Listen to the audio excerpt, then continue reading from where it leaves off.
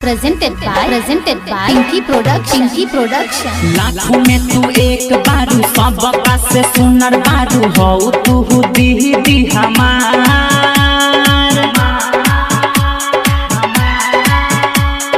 बांध दना राखी रूठ जानी हमसे हई हम भैया तोहार हई हम भैया तोहार। लाखों में तू एक बारू सब का से सुनर बारू हो तू दी हमार बांध दाना राखी रूठ जानी हमसे हई हम भैया तोहार।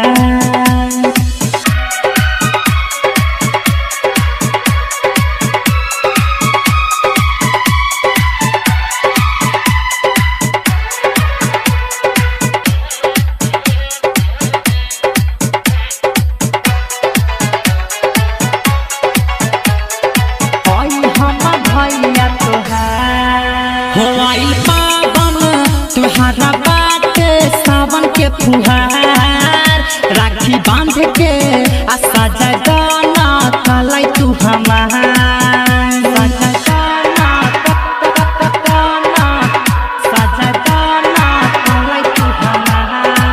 होइल पावन तुहारा बात सावन के फुहार राखी बांध के आशा जगाना कलाई तू तू सता देलू काहे तू रुआ देलू कोरोना है तना विचार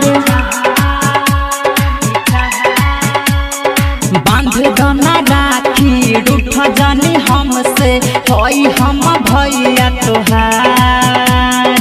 लाखों में तू एक बारू सब का से सुनर बारू हो तू दी हमार बांध दना राखी रूठ जानी हमसे हई हम भैया तोहार।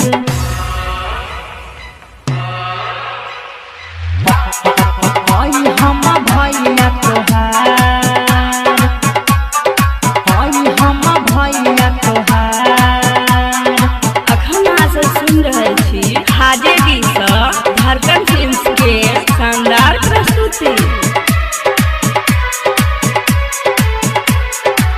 थाली सजा के मिठाई खिया के आ तू दाना आरती उतार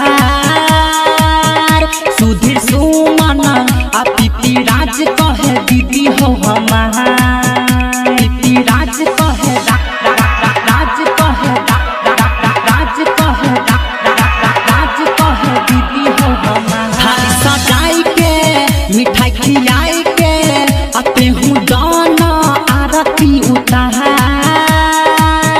सुधीर सुमन आ पीपी राज कहे दीदी हो हमार। कोरोना नादानी बुझ परेशानी हो तू दीदी हमार।